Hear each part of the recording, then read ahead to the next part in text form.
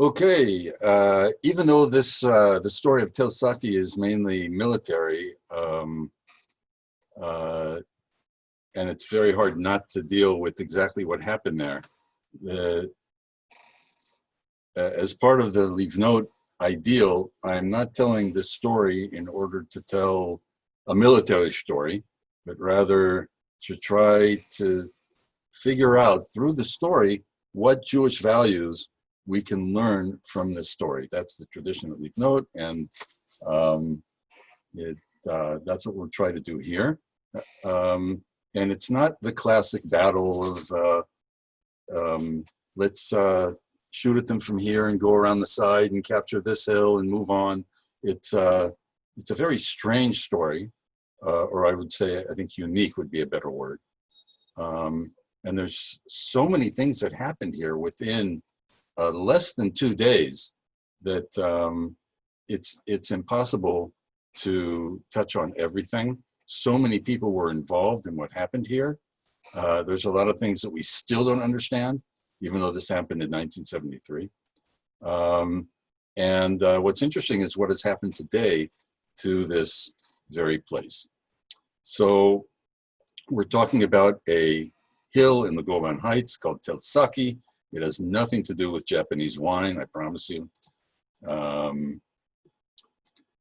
And it is here on our trusty CIA map, which we always use. And here are some of the places we've talked about beforehand.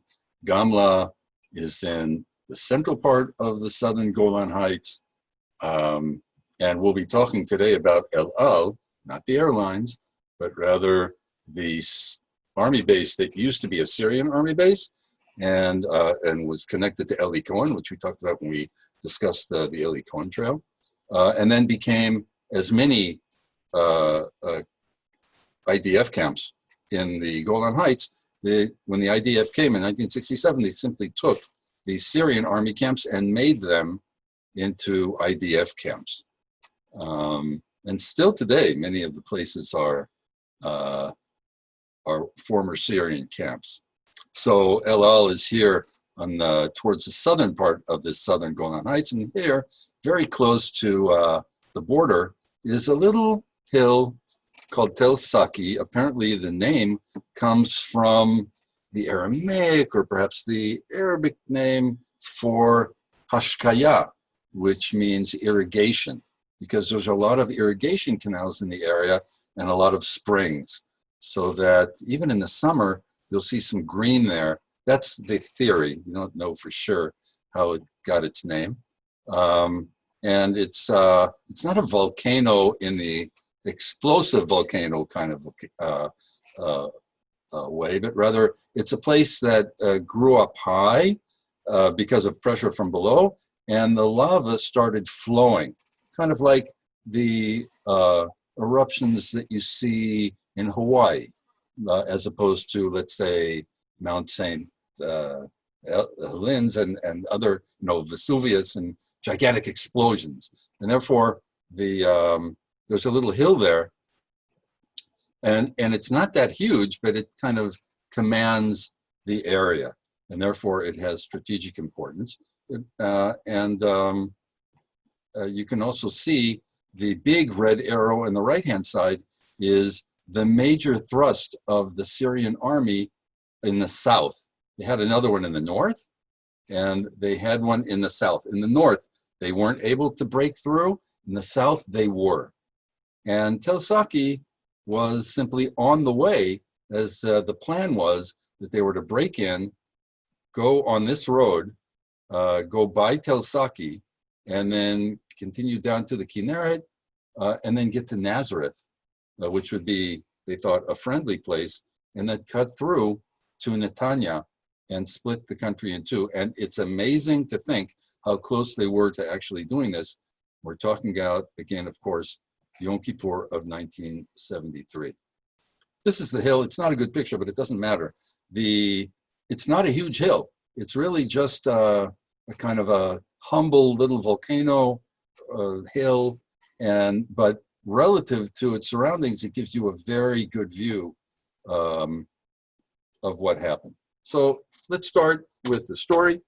And if you have questions, feel free to ask, and I'll try to answer if people have questions.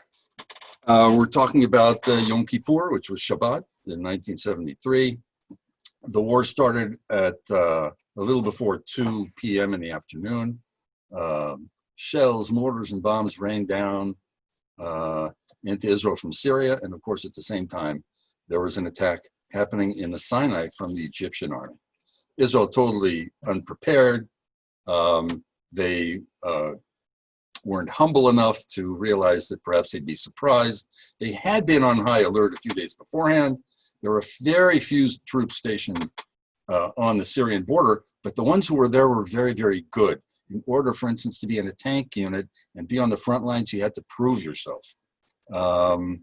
So there was an airborne unit in El Al, in the base in El Al, and Saturday morning before, like if the war broke out at 2 in the afternoon, in the morning at around 10, 11, they already realized that that things were going to get bad. They thought it was going to be a battle day, and there had been many before that. This is one of the ways that Syria kind of put Israel to sleep, by having these battle days, which they always lost, and gave Israel the sense that, you know, there's no way that they're ever going to really be attacked in a serious war. So the army decided to send 5 soldiers and a driver under this man's command, whose name is Menachem, to Saki in order to be there and take some good binoculars and maps. And when the Syrians would fire into Israel, they would try to find in Syria where the firing was coming from and tell the army where it was from, and direct artillery fire back into Syria, because that's what they thought was going to be the day. So Menachem was a lieutenant in the 50th Battalion, and he took 4 other soldiers and a driver who was, they were all in the standing army. The driver was in the reserves. And they drove to Tel Saki, which took them like about 10 minutes from the El Al base. And they went there, and they found, these are the people that actually went. Let's take a look at them. We're talking about 5 soldiers and a driver. So Menachem is the officer. His number 2 man is Shlomo. He is helping out. Lazy, which is Eliezer, but his nickname was Lazy, was also there. They had Shaya and Roni, who were with them, and the driver, Moshe. Not a good picture of him. That's the only one I could find. And here they're all dirty, and actually, this is Lazy as he got there. When the shelling started, they found refuge in this big cement block. And these were the people there, and their job was to simply be the eyes of the IDF and tell them what was going on, because the most important thing that the commanders need to know in the army is what is happening. And there's no way of really knowing. There were no satellites, there were no drones, and all we could do was rely on people, on people's reporting to know what was going on. And people who were fighting can't always focus on reporting. So these were, as it were, they were given, even though they were paratroopers, they were given a job of intelligence to simply look and watch and report back what they saw. This is a picture of the bunker, the only serious place up here on Tel Saki. You can see it's a very small bunker. We're talking about a few meters, a few square meters. This is a picture taken later. It's not exactly the way it looked in 1973, but it's very, very close. It was kind of hidden on one side by some rocks. And you can see this place, you can kind of imagine, you know, millions of years before, or however long it was, you know, kind of like the magma coming up from the ground and pushing up, and then in the end, kind of flowing slowly and leaving these heavy boulders. So this is what they saw. And when when the bombing started, and we're talking about some of the most serious bombing ever. Thousands and thousands of shells and bombs and planes coming in, and just on Tel Saki and every other strategic place in the Golan. They took refuge here. And in another piece of cement that some of the other soldiers found on the side. This is the bunker. It's still there today. You can actually go in and see it. It's kind of a famous place today. And that's what it looks like today. They took out part of it, they moved it. And of course, after 1973, they built a whole nother story to the volcano because they understood of its importance. And so there's an underground emergency base here today that halavai, it would have existed in 1973. Some of the, you can kind of understand that Israel wasn't prepared because this is all that there was. And they should have, of course, it's all hindsight, taken every possible strategic point and fortified it. But because they were sure that nothing serious was going to happen, this is all there was. And inside, there were 2 bunk beds and room for just a few people, nothing big at all. So they're seeing this happen, and then the barrage stops, and the Syrian tanks start trying to break through. And in general, the Israeli soldiers in the tanks, as I said, they were very, very high quality. They were repelling the Syrian tanks, even though they were incredibly outnumbered. And everything was reported back by Menachem and the soldiers to El Al. Every plane that came from Israel to try to attack was shot down by the anti-aircraft missiles that Syria recently got from the Russians. They were some of the best in the world. And their tanks also were in excellent shape. They also had night sights, which the Israelis did not have. The Americans had that technology, but at the time, they didn't want to sell it to Israel for whatever reason.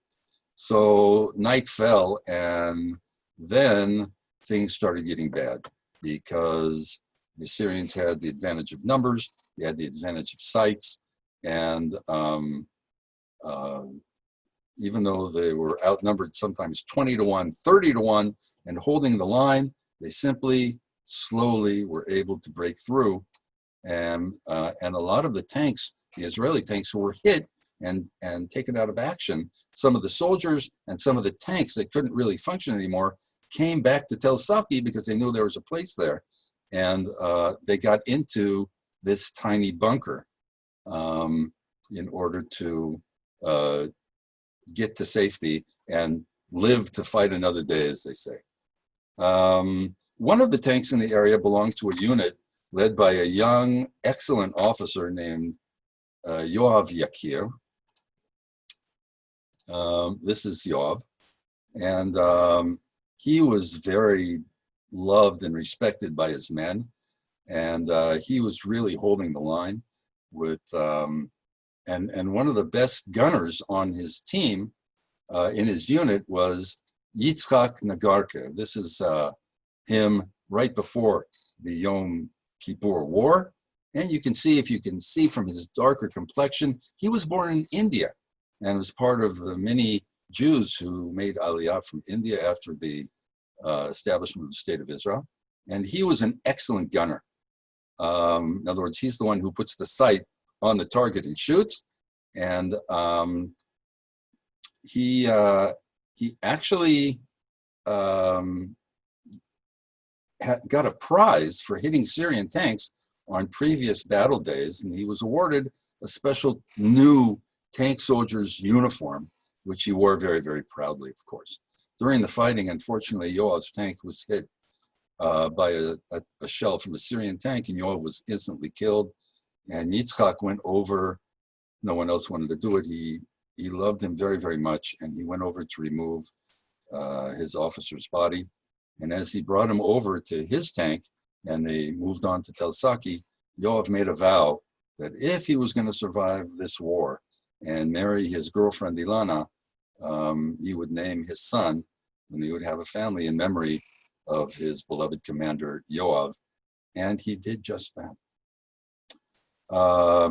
So now we had not only 5 paratroopers and their driver on Tel Saki, but we had another 33 tank soldiers, altogether some 39 people, and there were some dead soldiers with them too. And the tank soldiers were telling the others the stories, which were not good at all, and the morale on Tel Saki was sinking quickly. So now it's early Sunday morning before dawn, and Menachem is talking with his battalion commander, whose name is Yoram. But Yoram is not considered a very cool name in Hebrew, for whatever reason. We won't go into it now. And so his nickname until today is Yaya. No one calls him, well, few people will dare to call him Yoram, but Yaya is the name that everyone used. He later went on to become a general, and did a lot of important work, writing also the ethical code of the IDF. And he already was a seasoned veteran in the paratroopers by then, and he was in charge of the 50th Battalion. And he was situated in El Al. He told Menachem that he should take all the functioning tanks and simply remove some of the soldiers from Tel Saki and bring them back to El Al. And just before they were about to leave, it was still before dawn, Tel Saki came under a very, very fierce, massive missile attack. And the soldiers who couldn't get back to the bunker found safety in the tanks. And when they went down the hill in the tanks, they saw that the Syrians were shooting at them. The tanks were all out of commission by this time, and there was no way for them to get back to El Al base. So they moved into the bunker. Now, when first light came out, now we're talking about Sunday morning, right? The war started on Shabbat, Yom Kippur at 2 in the afternoon. During the day, the Israelis were able to hold back the Syrian onslaught. In the nighttime, they started breaking through. In the morning, at first light, the Menachem and the paratroopers on Tel Saki looked down from the Tel, and they were stunned to see scores of armored Syrian cars, trucks, jeeps, full of soldiers, tanks driving by, all in all close to 1,000 soldiers, okay? And they were coming their way, and they had to go underneath Tel Saki in order to continue. Now, one of the possibilities was for Menachem to simply say, look, let's just get into the bunker and not do anything. They don't care about us. We're not strategic importance here. Yeah, the hill's important, but like, they don't need to take us out in order to continue. So why should we even let them know that they're here? They're 1,000, we're 5, later they were more. Let's just let them go by. But to understand here, the wisdom of Menachem and the commanders is that the idea wasn't to win. It wasn't, we 5 will take out 1,000 troops. They knew that that wasn't going to happen, and they were probably going to end their life there. The idea was slow them down.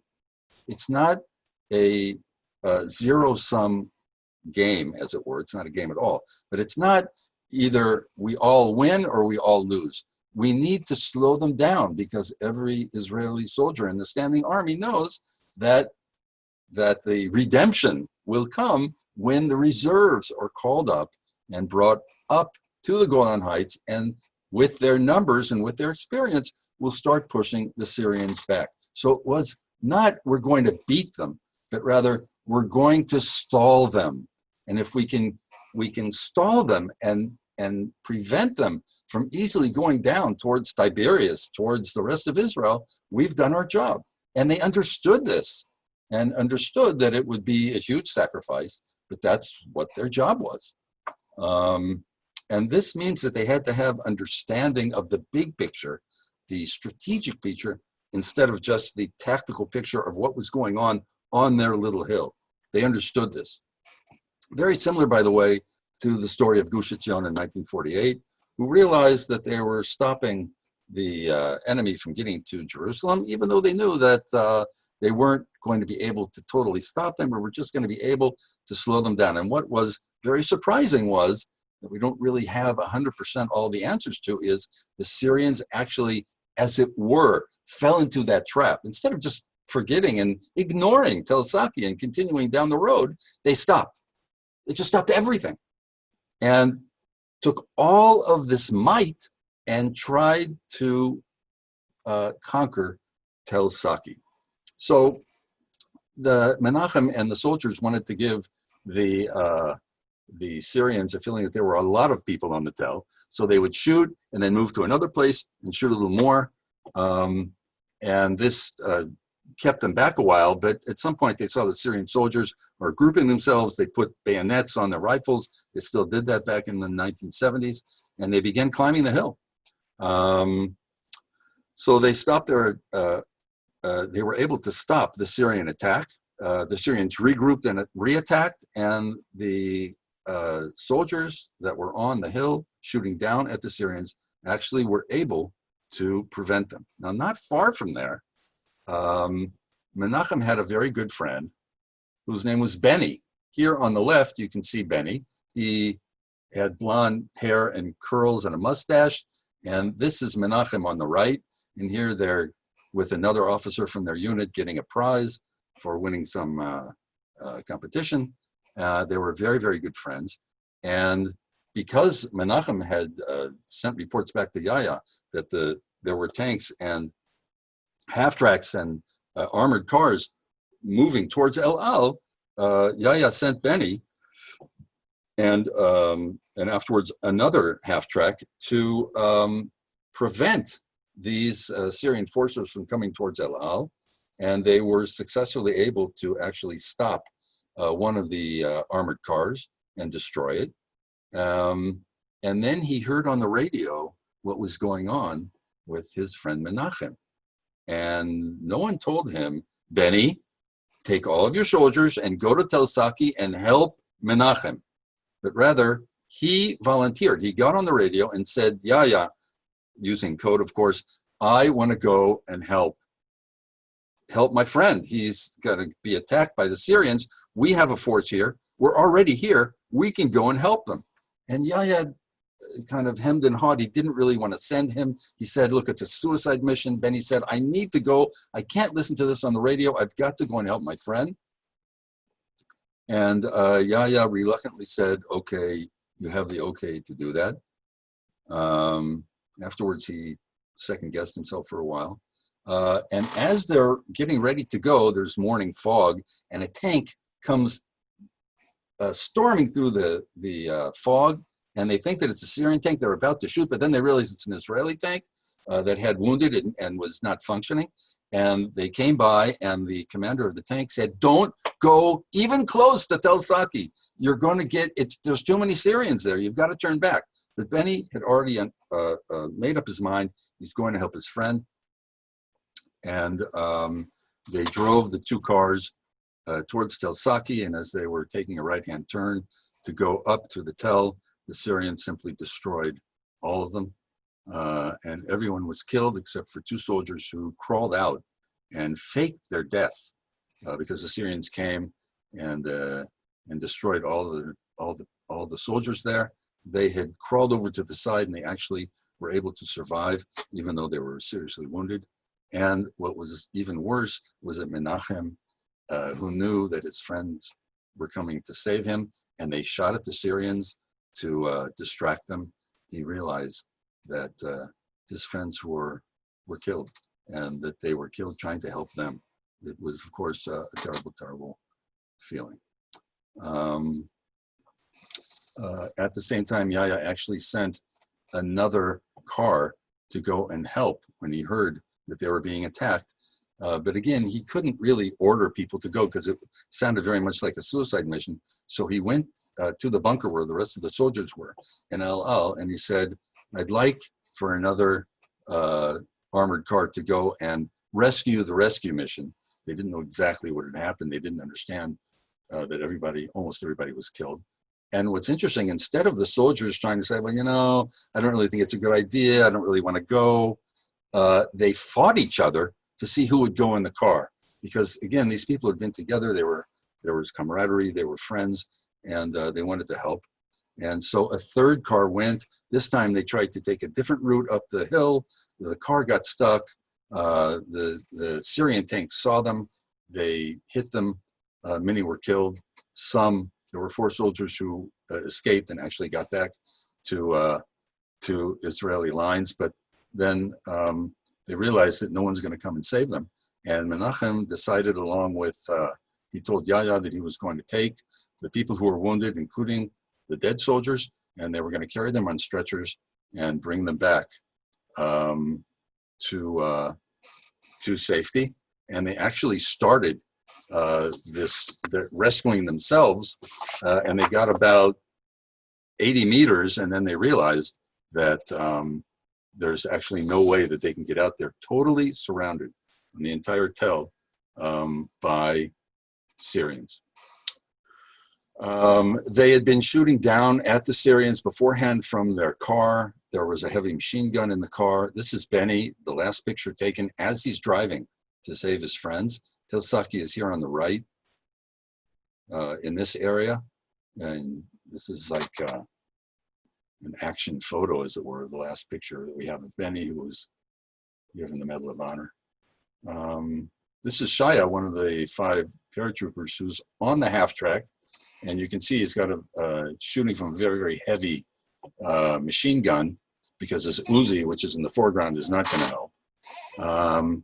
And Menachem is shooting, and Roni, one of the other soldiers, is shooting at the Syrians, and Roni gets hit in the forehead and the chest, falls to the ground, and is taken away, and is lost consciousness and is very close to death. And Menachem, he knows this is what they have. They've got to shoot from this thing to prevent the Syrians from coming up. And Menachem, knowing that there's a good chance he's going to get hit, takes the heavy machine gun and starts shooting. He gets hit in the knee and is taken away. And then Shlomo, the third man, who realizes that his fate might not be any different, writes afterwards that he had to drag himself onto the chair and start shooting. But at some point, he simply ran out of ammunition. So all the people, 30-some people, were now in the bunker. And after they ran out of ammunition, and they were lying in the bunker, and Menachem was already hurt, he asked one of the tank soldiers, whose name was Moti, to go down and to one of the tanks and bring some more ammunition. Here again, you can see where the bunker was, and below them is where the tanks were, and that's Moti. He agreed. He went down with 2 other soldiers and brought some ammunition back. And as he's coming back, one of the paratroopers, who thinks that he's a Syrian, shoots him in 3 places. Okay, friendly fire, thinking he was a Syrian, and hits him in the knee, and in the arm, and in the forehead. Okay, and Moti makes it back somehow to the bunker, screams at the guy who hit him, and then who then, of course, was crying and apologizing as much as he could. Of course, he felt terrible, and they brought him into the bunker and laid him down and tried to bandage his wounds. Now, Moti, this man, feels that there's blood on his face that's dripping down from his head, and slowly, as he's lying down, and his helmet has not yet been taken off, he puts his hand up to his helmet, and he feels a hole in his helmet right where his forehead is. And he realizes he's already dead. He writes about this afterwards. I'm dead, and I'm having an out-of-body experience. I mean, it would be funny, except it's not. I mean, maybe in hindsight. What happened was, when the medic, when the people taking care of him took off his helmet, the bullet actually fell out. It was lodged in between the helmet and his forehead, and had pushed a little piece of rubber, very, very tough rubber, and had actually made a very, very shallow surface wound on his forehead, and that was the blood that was flowing down. He realized that he was still alive and that he wasn't dead, but he was going in and out of consciousness, fainting, coming back. And that's Moti afterwards, of course, was seriously, very seriously wounded until the very end of the story. The Syrians were still now coming up the hill. There was no ammunition. The Israelis were not shooting down at them. And Menachem realizes at the end of court that the end is close. He tells everybody to take out their maps, any secret information that they have, classified information, tear it up. He goes over to the big machine gun, takes out a piece so it won't be able to be used by the Syrians. It's a very powerful weapon. And nobody thought, of course, of surrendering to the Syrians because they knew what would that would probably mean death and maybe even worse, the torture. And back at El Al, all the soldiers had been evacuated, and only Yahya was there with a handful of others. The only way that he only had a very small radio there, and Menachem couldn't speak to Yahya directly. He had to go through another base in northern Israel and talk to, there was a woman soldier there who was relaying the messages back and forth, being like a third party in between. And so he says, Yahya's code name was Calcium Commander. He says, Calcium Commander, this is 616 Bet. This is the end. Please give our warmest regards to all the gang. We won't be seeing each other again. Over and out. And as the woman in the radio is relaying this to Yahya, she broke out in tears. And many of the people who were listening also were breaking out in tears. She was not alone. And some of the soldiers, even today, there are people who deal with these life and death situations with morbid humor. And in the bunker, hearing the Syrian tanks coming, some of the soldiers dealt with it by joking around and saying things like, we'll meet on the bulletin board, or I know this sounds terrible, but these are the things that were said. See you all in Har Herzl. You know, how could you even say such a thing? But this is a way psychologically for people to deal with what's going to happen. They realized they were most likely going to be killed. Menachem was very upset at this, and he had very harsh words. He says, the next person who even peeps will be personally shot by me. And of course, he didn't mean that, but everybody was very, very quiet. And he added then in a whisper, because he didn't want to, he understood that morale is very important here. He said, when this is all over and we win this war, we will have such a great feast in Jerusalem that they'll be talking about it for generations. Also a very strange thing to say.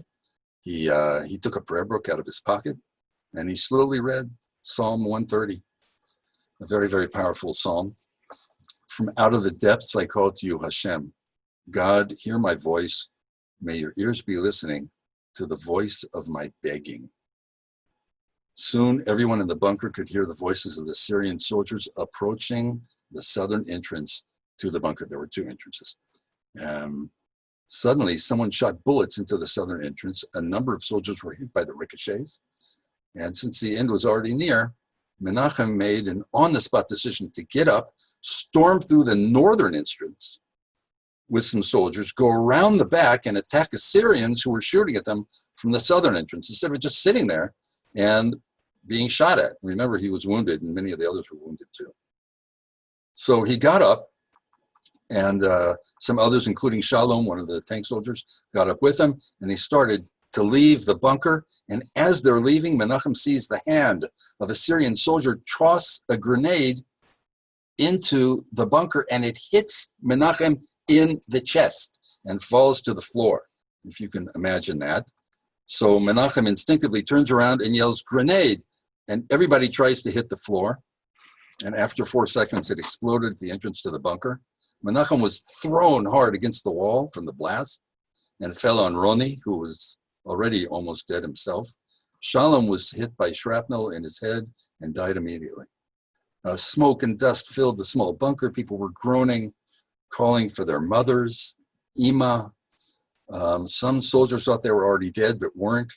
Menachem felt as he was just about to faint. After a few minutes, the Syrians shot a rocket-propelled grenade towards the roof of the bunker. Soldiers again were tossed in the air. Shrapnel wounded others.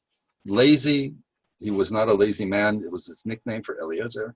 He was hit with tremendous force in the face and the chest, and he touched his face slowly to see if he was still around. He felt 2 ears, 2 eyes. On his tongue, he found a piece of shrapnel and a tooth that had stopped it, but he was still alive. A second grenade was tossed in, and Lazy and the others again were hit by shrapnel. Menachem was already about to faint, and the last thing that he could say was, if anyone is still alive in here, please go out and surrender and tell the Syrians that everyone inside is dead. And the one man who was standing was Yitzchak Nagarka, the soldier who had pulled his beloved officer off of the tank and brought him with him up to the tel. He had been hit with shrapnel, and his ankle was hit by a bullet, but he still volunteered to go out and save the others. He later wrote, "I was the only one standing. There was no one but me who could actually leave the bunker. Maybe I stood a chance. I knew that the grenades were killing everybody, and that if the Syrians continued, there was no hope that anyone would survive. So I went out and I said, everybody's dead. I'm the only survivor." But he couldn't find the Syrians. They couldn't hear him. There were tanks there. There was a lot of noise. And finally, he was spotted by one of the Syrians, who with one hand motioned for Yitzchak to come towards him. But Yitzchak could see that his other hand was about to pull the trigger on his rifle. So he dodged, and he was shot at. Even though he surrendered, he was shot at by the Syrian. The bullets whizzed by his body, and he saw the second soldier who had seen him started shooting at him too. He dodged again, and the bullets whizzed past his face.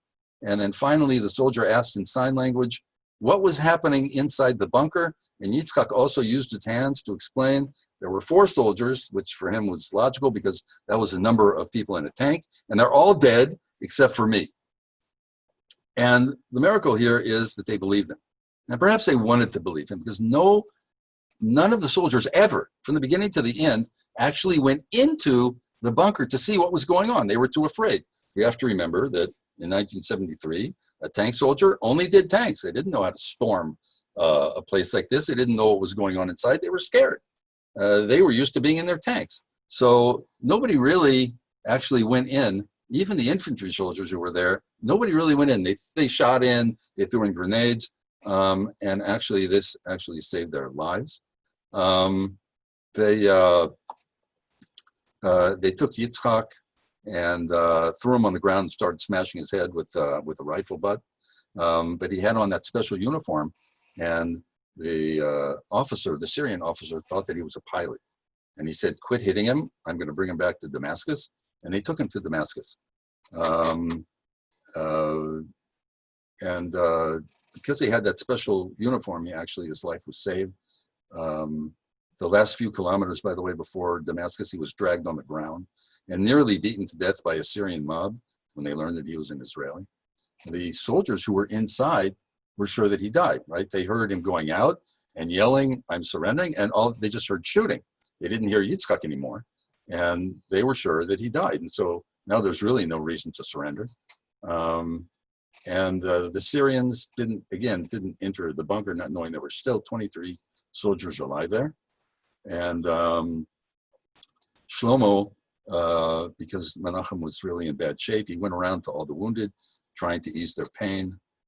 He gave tiny sips of water to people and encouraged them. Menachem asked Shlomo to put a grenade in his hand in case the Syrians were to enter the bunker. And at this point, the IDF reserves were already ascending the Golan with their tanks to stop the Syrian onslaught.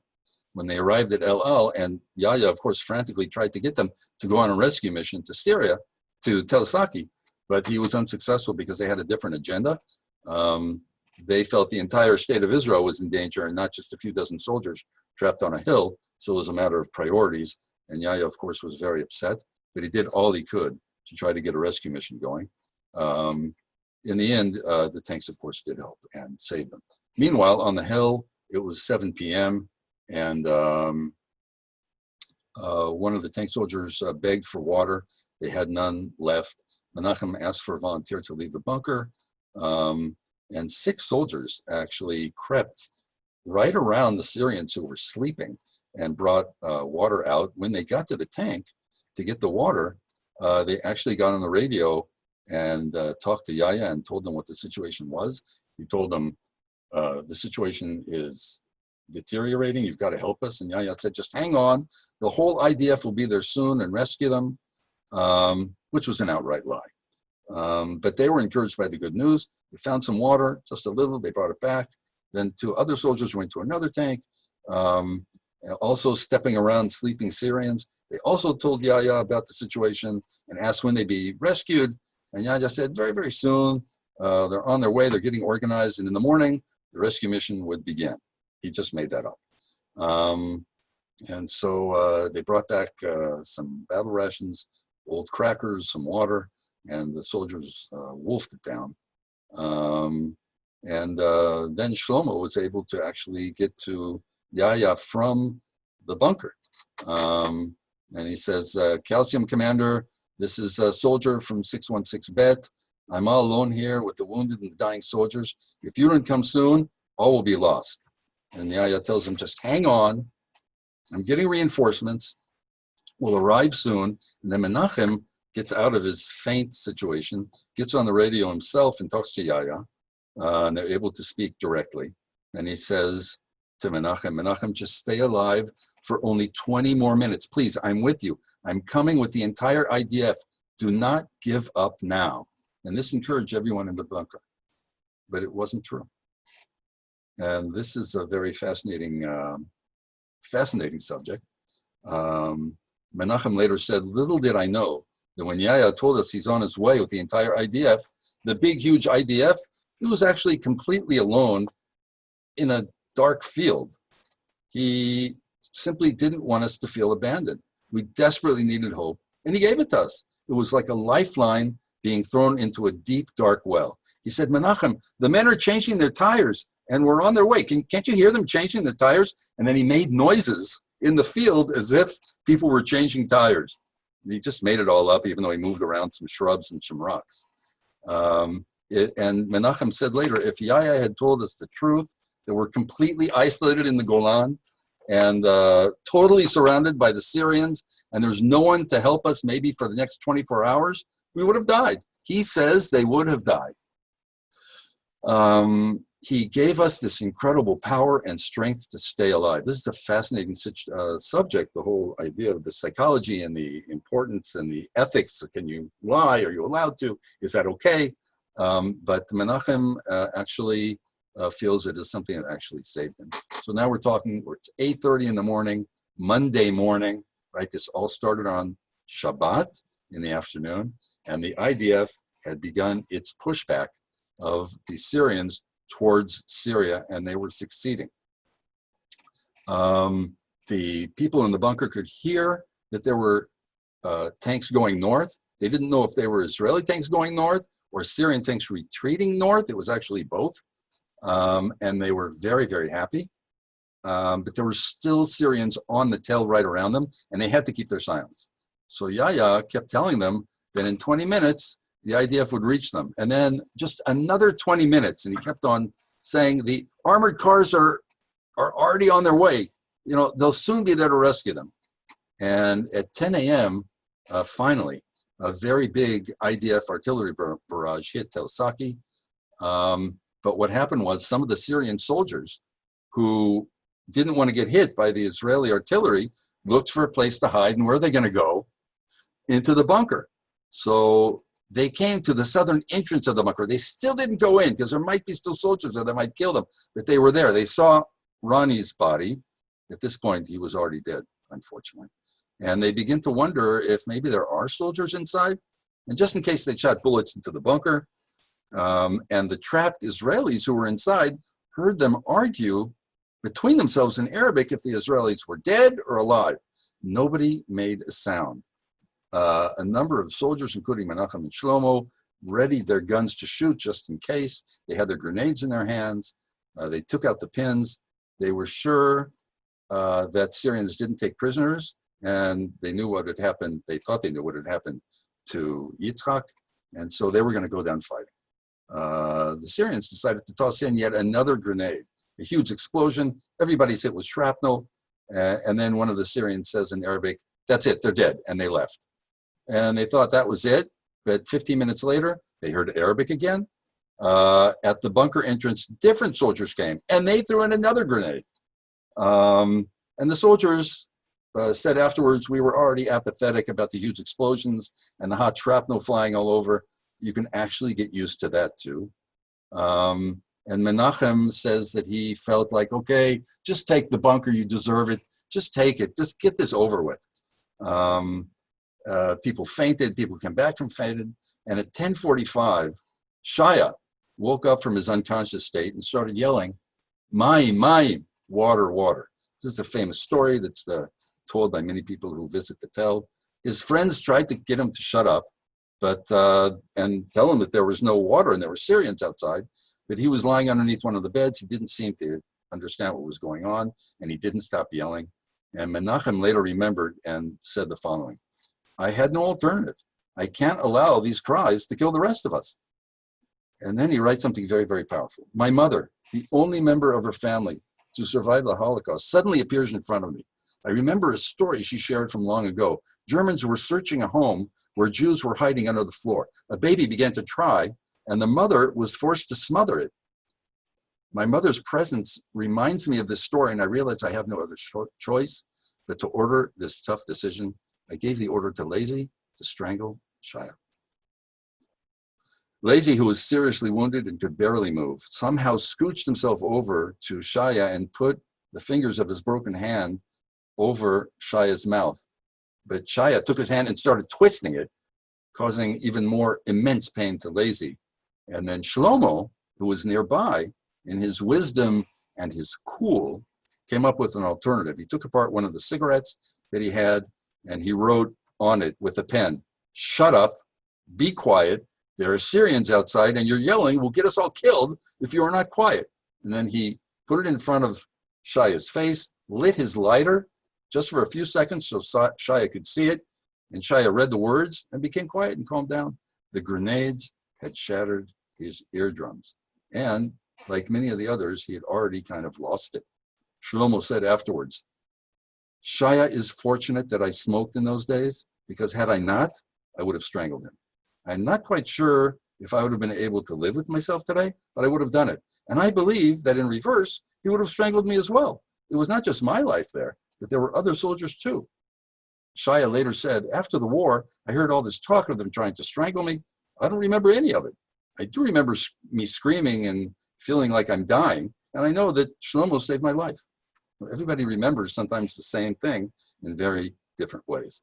It was 11 o'clock, and Yahya finally came with a team of 5 armored cars, 2 ambulances, and was driving right behind the IDF reserve tanks who were pushing the Syrians back. At 1 p.m., they reached Tel Saki. Their job was to rescue the soldiers in the bunker, but also to collect the bodies of the fallen, which was a terrible, terrible thing because they knew them personally. Inside the bunker, the soldiers were hoping that they heard Israeli soldiers, but they weren't sure. And then they heard someone yell towards the bunker, hey, are there any tank soldiers here? And Moti, who was seriously wounded, jumped off of the bed where he was lying and ran outside. And he was blinded by the light and couldn't see anything. And finally, when he opened his eyes, he saw soldiers the age of his parents because they were reserve soldiers. They were reserve tank soldiers. And they were in shock because then they saw one by one all these young soldiers who were the ages of their kids come out of the bunker one by one, wounded, bleeding, with torn clothes, black all over, and looking totally dazed. The reserve soldiers started to cry from emotion. And it looked as their kids, as it were coming out of hell. Many still had held live grenades in their hands and couldn't even open their fingers after grasping the grenades for hours. Many cried themselves as they emerged. It was a very emotional moment. Those who were the most seriously wounded were evacuated to the hospital by helicopter, and these included Menachem, Lazy, Shaya, and Moti. There wasn't room for Moti, so they had to remove the heavy machine gun from the helicopter, and they had to have Moti sitting up so he wouldn't choke from, he was in bad condition, and they had to tie him to part of the helicopter. The rest of the people were wounded. They were all wounded. Were taken by ambulance to the hospital. And Shlomo said later, as I left the bunker, I discovered my legs had been hit by a grenade and that one of my legs is totally broken. But the entire time I was in the bunker, I felt nothing at all. Only later did I discover that I have permanent hearing damage. But of course, the main wounds were in their souls. And that doesn't get helped by an operation in the hospital. Let's go back to Yitzchak Nagarkar. This is Shalom Fahima, who was hit by shrapnel in the head. The bunker as we know it today, we'll get to this in a moment. Yitzchak Nagarkar was 8 months in with the other POWs, tortured, beaten, abused, humiliated in Syrian prisons. Now he was sure that all the people in the bunker were dead, and he felt that he was responsible because he left instead of staying with them. And now going back, he would of course be reunited with his father. His mother had already passed away, and his girlfriend Ilana, but he'd have to face their families of all the people in the bunkers who were going to want to know what happened. And he would be blamed for leaving them and abandoning them. And he didn't want to do this. When the POW exchange finally happened, they were flown back to Israel. And as he stepped off the plane, he embraced his father and his girlfriend and walked to the cab that would take them back home. And on the way back, a man stopped him and said, "Itzik, do you remember me?" He had no idea who he was. "Don't you remember Saki and all the soldiers in the bunker?" And Itzik says, "Of course I remember them," and with a very sunken face. "They're all dead." And the man says, "Dead? No, they're all alive, and it's thanks to you. You saved them all. You convinced the Syrians that we were all dead." And he says, "You were in the bunker too?" He says, "Yes, I'm Lazy from the paratroopers." "Oh, now I remember you. Are you sure they're really alive?" He says, "Except for Shalom, who was killed by the grenade the Syrians tossed in, we're all alive. We waited for you so we could have the feast in Jerusalem that Menachem promised." Just to take a look at some of the pictures here. This is Yitzchak Nagarkar coming back to the tel to explain to soldiers and civilians what happened there. He calls it part of his therapy.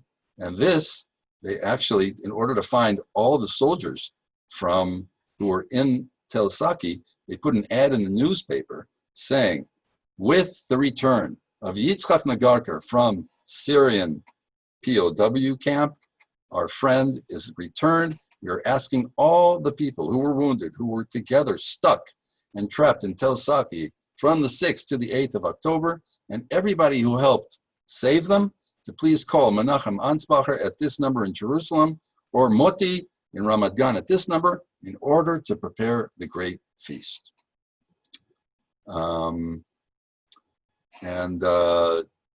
Indeed, Yitzchak married Ilana, and later they actually moved to the Golan Heights. Of course, Ilana knew what she was getting into.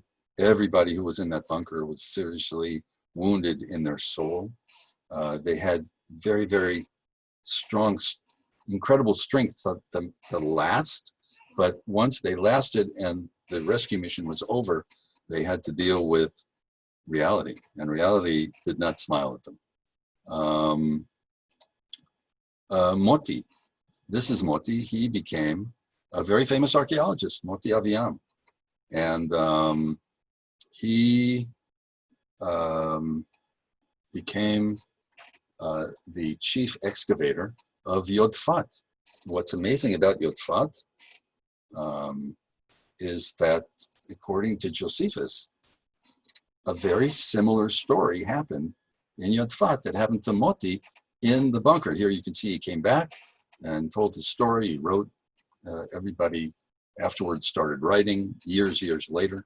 Some of them 25 years after the battle started writing. And here he is in the bunker again.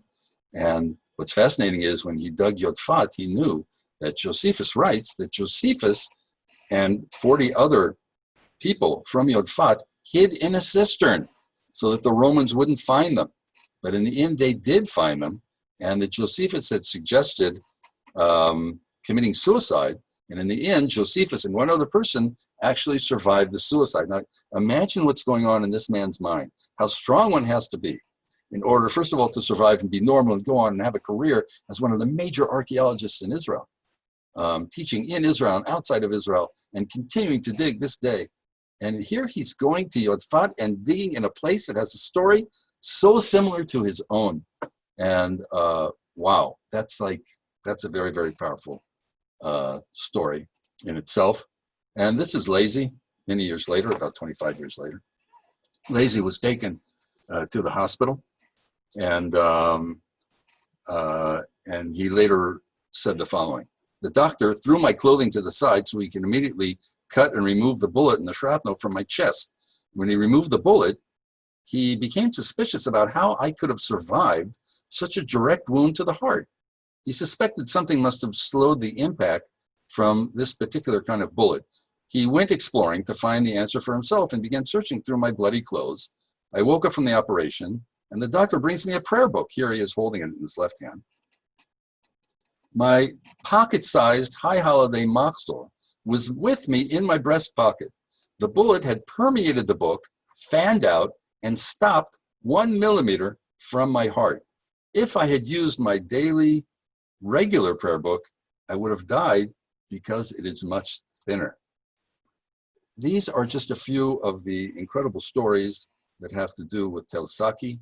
And today, Tel Saki is a monument for those who fought here, both those who died and those who survived. And it's a kind of a school that can teach lessons to everyone, whether you be a soldier or a civilian. And I want to talk about one project. This is Menachem years later. And I want to talk about Yaakov Selavan, who, by the way, for all you Lifnot folks, he happens to be a relative of Aaron Butzer. And he is kind of like adopted Tel Saki as his own. He lives here in the Golan, a neighbor of mine. And he takes groups to Tel Saki, tells them the story of what has happened, but then has a challenge.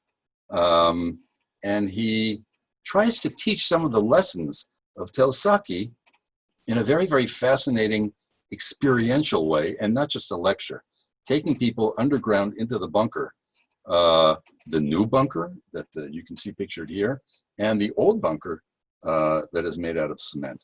And I highly recommend any of you coming back to Israel to contact this man, Yaakov Selavan.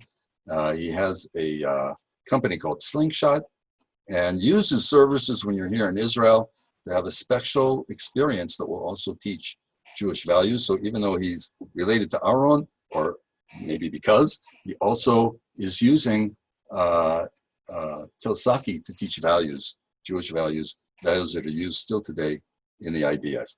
And you simply remember the name Slingshot, and you'll be able to contact him. I'd like to finish with to sum it all up, and what are really the Jewish values that we can learn from Tel Saki? And we'll finish with the picture of Menachem here, who really was 20 years old, and was in command of everybody in that bunker. Most of us, when we were 20, we weren't doing serious things. We weren't saving people's lives. This man was an officer already at 20, and he had to make decisions that most people who live a full life of 120 years don't have to make. Incredible amount of pressure. After many, many years, he actually agreed to go and get help. He wrote a book recently, fascinating book years ago, about how he was able to kind of go through a series of meetings with psychologists and working on himself and writing in order to kind of cure himself from the pain and the dysfunctionality that people, all the people who were in this bunker situation were facing. Some of them had trouble keeping jobs. Some of them had trouble keeping their marriages going and their families' marriages. They'd not be able to sleep at night. They'd have nightmares. The classic PTSD things that Israel didn't really know about and didn't take care of back in 1973, 1974.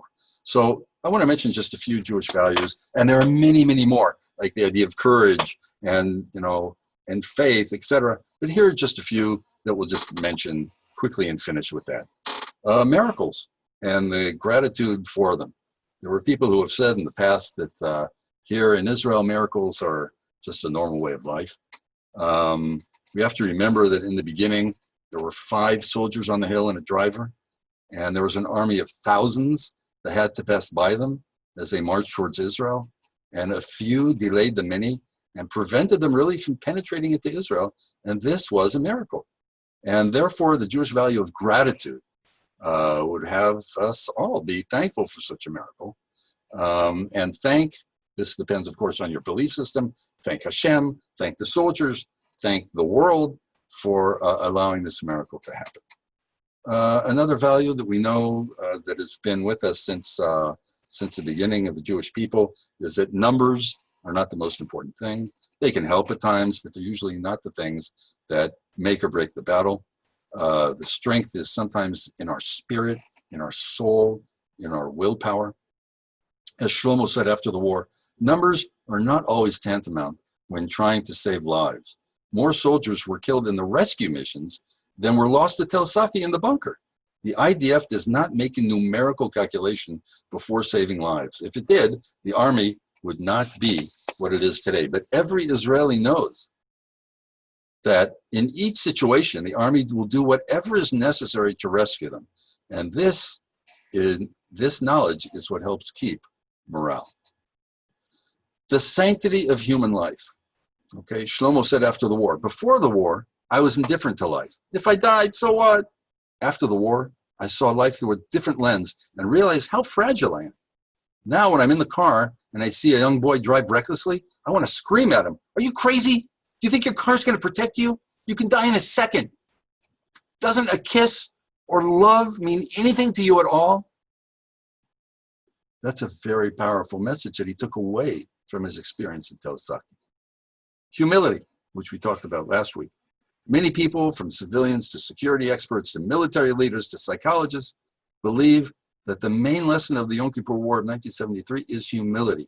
After the famous and quick 6-day war in 1967, Israelis became oversure of themselves. They felt invincible. The IDF never practiced how to retreat or what happens when you're losing or how to cope with defeat. This attitude also lulled most of the intelligence community into believing that Israel would simply never be attacked, despite all the signs to the contrary. Giving people the benefit of the doubt and trying to understand difficult people. In Ethics of the Fathers in Pirkei Avot, we talk about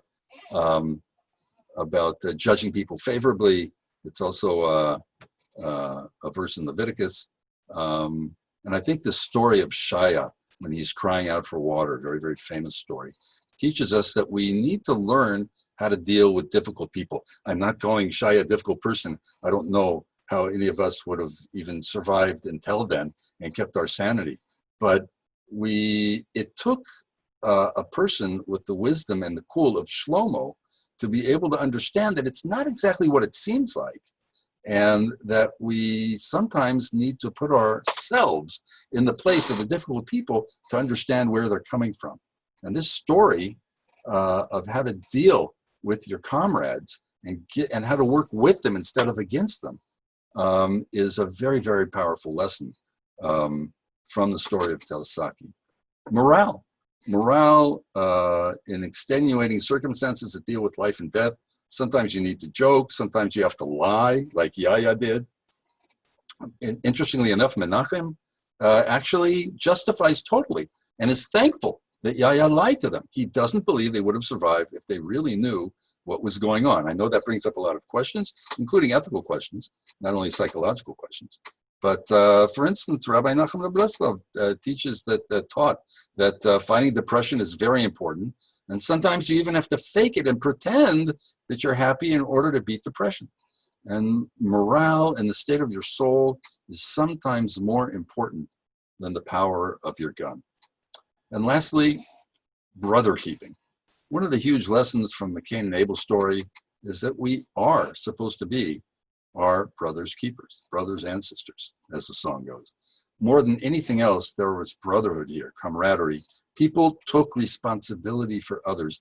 It was if here on Tel Saki, the Israeli soldiers made a tikkun for what Cain did to Abel.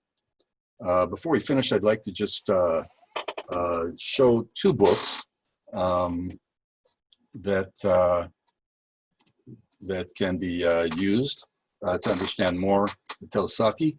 This is a fascinating book recently put out by Yitzchak Nagarker, who tells his story of the battle and being in the bunker and his 8 months of being in prison, but not in a regular book form. It's in comic form with the help of his son and an artist. For those of you who've read about the Shoah with Maus, M-A-U-S, this book is very, very powerful. It is in Hebrew, but there are not a lot of, it's less about the words, the pictures and the words together tell his story. Very, very powerful. The only book in English that there is on the subject is called Crying for Ima. And this is a book that was printed in the United States, and you can get it on Amazon. And it's by a woman named Hallie Lerman, who is a relative of one of the people who fell at Tel Saki in the rescue mission. His name was Jacob Ramon. Raymond was his previous name. He's from Seattle. He made Aliyah with his family and was a very beloved medic in the unit and was killed as in the rescue mission with Benny to save the people of Tel Saki. And she, as his aunt, came back to Israel years later and did a photo essay, talked to almost all the people that she could get to, from Yahya down to the people who were with him in the bunker, and wrote a very, very powerful story about Jacob in particular and the situation during the Yom Kippur War in general. And today at the site, there is one of the soldiers who afterwards moved to the United States and made a lot of money, was able to come back and start with the other soldiers an NGO that's taking care of Tel Saki. There's meetings there, there's ceremonies there every year, and there's a beautiful monument there today with pictures and the names of the people who fell. And again, they're trying to use Tel Saki not just a place to tell the story, but also to teach values. And that's what we're all about. Thank you very much for your ears. If anybody has any questions, feel free to ask. If not, we'll be here next week. So Shavua Tov to everybody. Kol Tov.